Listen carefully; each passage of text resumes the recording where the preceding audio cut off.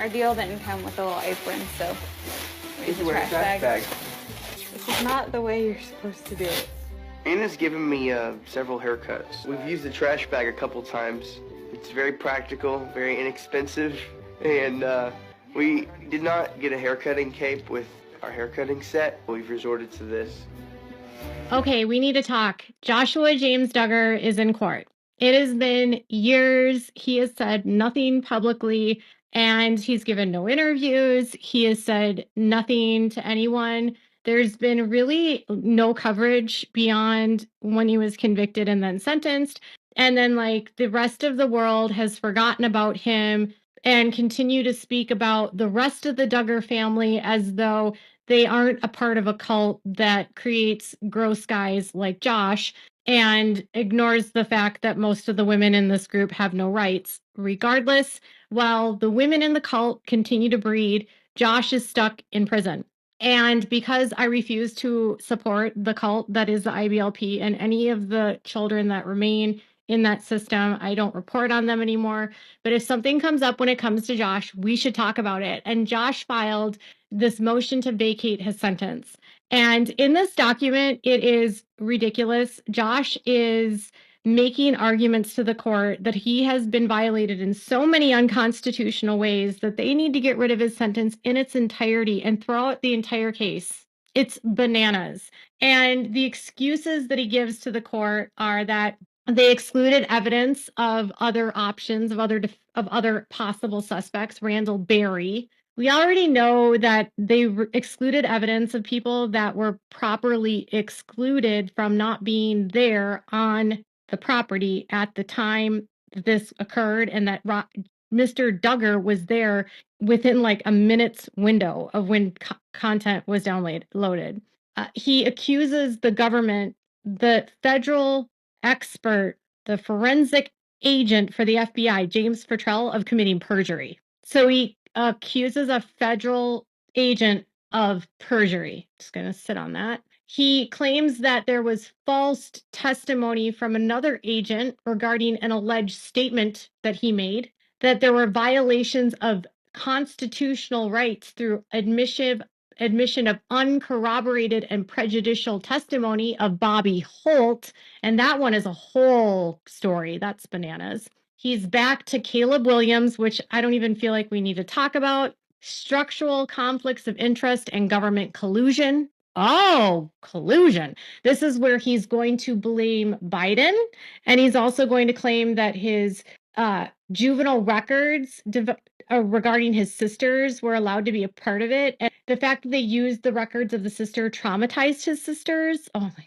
But the fact that all of his sisters are glad that he's in prison, he doesn't have any sense of clue.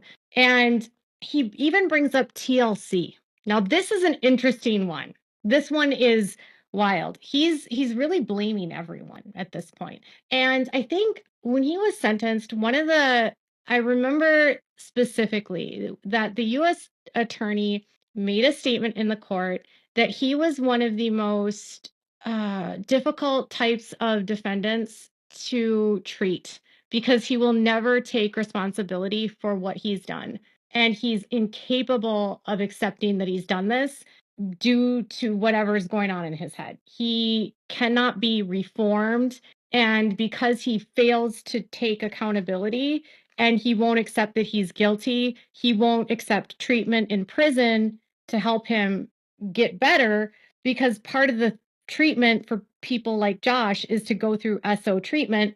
And he won't do it, they said, because if he were to do it, he would have to admit that he did something, and he will not do that. He just refuses to do it. He's incapable. And I would say that's probably from a personality disorder, okay? But I'm going to skip some of the stuff about the other people that he believes were at the workplace, because we know that this wasn't wrong for them to not. And I'll skip about the FBI agent committing perjury because he didn't commit perjury and it's just slandering.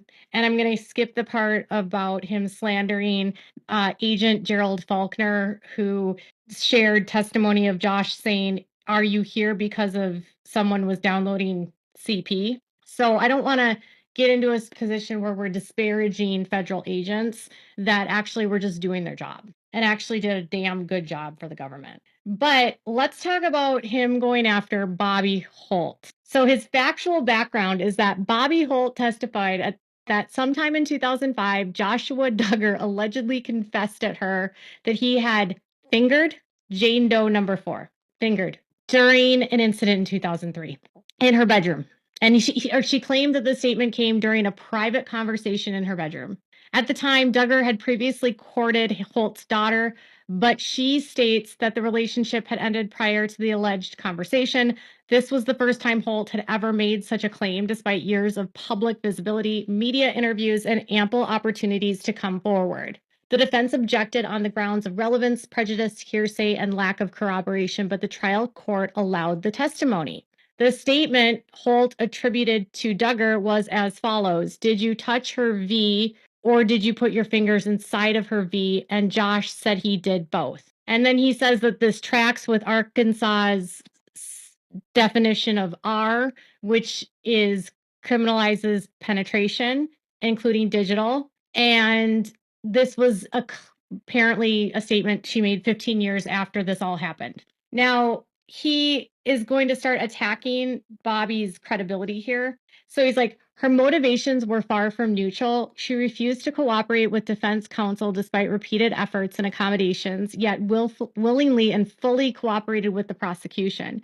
She made numerous anti-Duggar public statements, including a disturbing Facebook comment aimed at Joshua's wife, Anna, in which she wrote, "She will never be free until his death." This chilling statement was not only vile, but clearly directed at Anna, exposing Holt's personal animus and deep-rooted desire to destroy the Duggar family.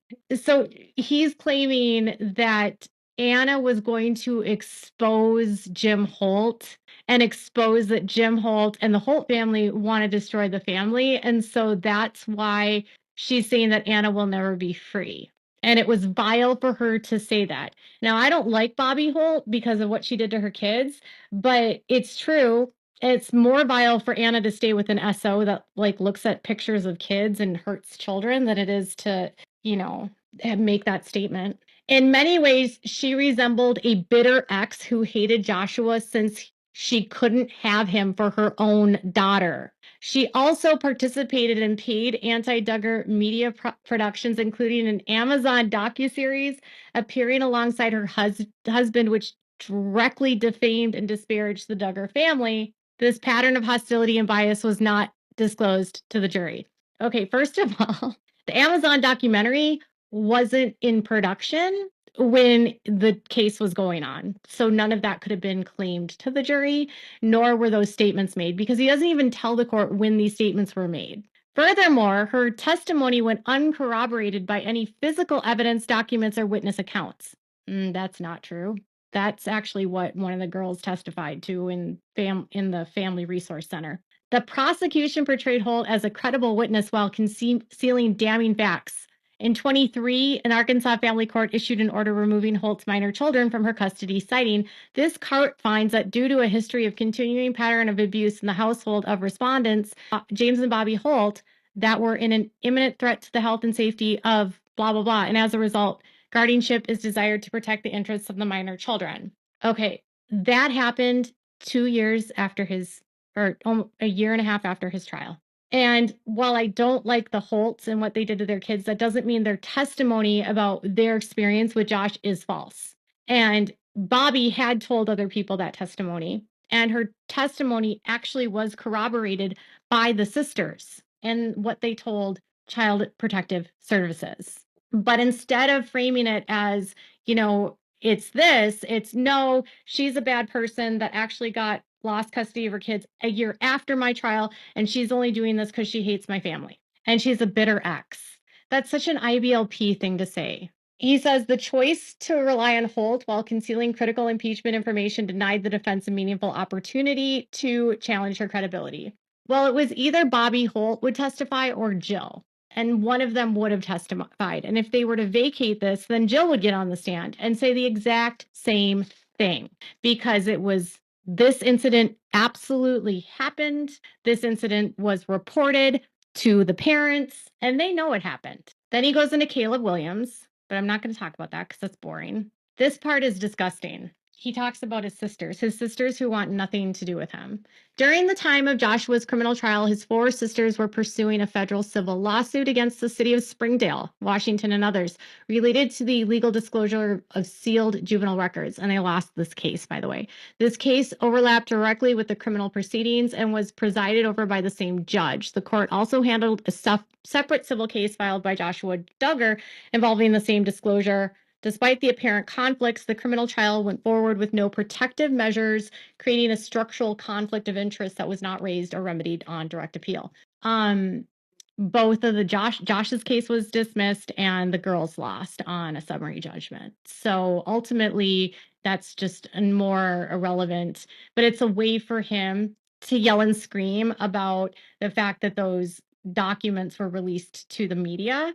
And then it's another way for him to yell about Kathy O'Kelledy and Ernest Kate and defame the workers in Washington County that had a political agenda against him. He's very disturbed.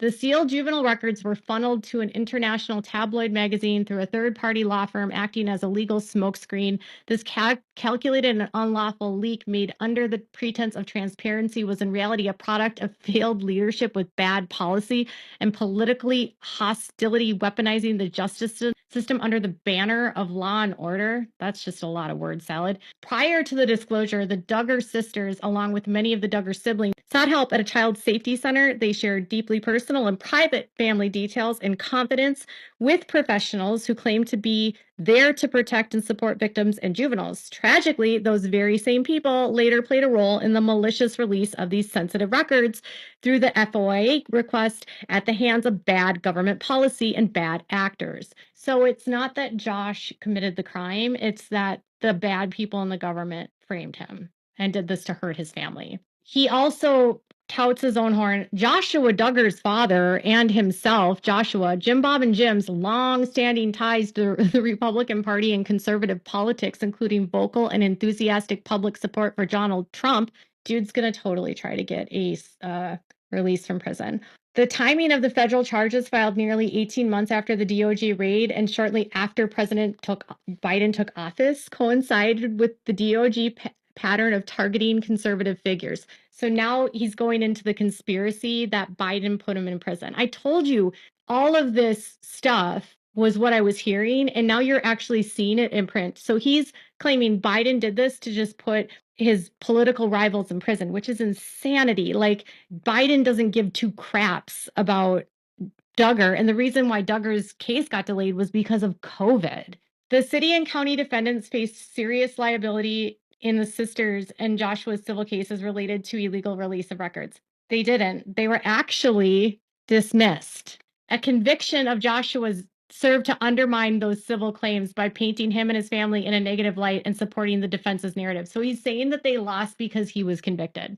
This situation created an undeniable conflict of interest. The same judge presiding over 2 civil privacy cases and Joshua's criminal prosecution. Josh's civil case had already been thrown out years before. Joshua's effort to uncover evidence of government misconduct, including communications and whistleblower information, stymied after his devices were seized following the raid. He was denied access to a computer or any of his electronic devices. Yeah, he's just mad that he can't go online, really. So then the other part is about the statement that he had to put out